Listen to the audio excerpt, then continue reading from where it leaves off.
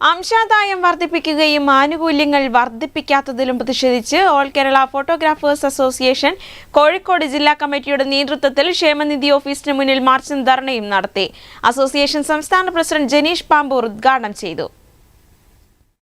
All Kerala photographers association Kozhikode ജില്ലാ കമ്മിറ്റിയുടെ നേതൃത്വത്തിലാണ് കോഴിക്കോട് ജില്ലാ ക്ഷേമനിധി ഓഫീസിന് മുന്നിൽ മാർച്ചും ധർണയും നടത്തിയത്.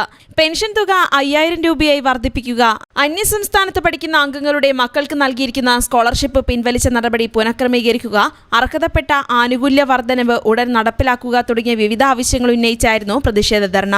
ധർണാ സമരം ഓൾ കേരള ഫോട്ടോഗ്രാഫേഴ്സ് അസോസിയേഷൻ സംസ്ഥാന പ്രസിഡന്റ് ജനീഷ് പാമ്പൂർ ഉദ്ഘാടനം ചെയ്തു. ജില്ലാ പ്രസിഡന്റ് ജയൻ രാഗം അധ്യക്ഷത വഹിച്ചു. സ്വാതന്ത്ര്യ കമ്മിറ്റി ചെയർമാൻ സജീഷ് മണി, സംസ്ഥാന കമ്മിറ്റി അംഗം ബോബൻ സൂര്യ, ജില്ലാ ജോയിന്റ് സെക്രട്ടറി പുഷ്കരൻ പ്രണീഷ്, ജില്ലാ വനിതാ കോർഡിനേറ്റർ ഷൈനി, മിനി എന്നിവർ സംസാരിച്ചു. News bureau, Kozhikode.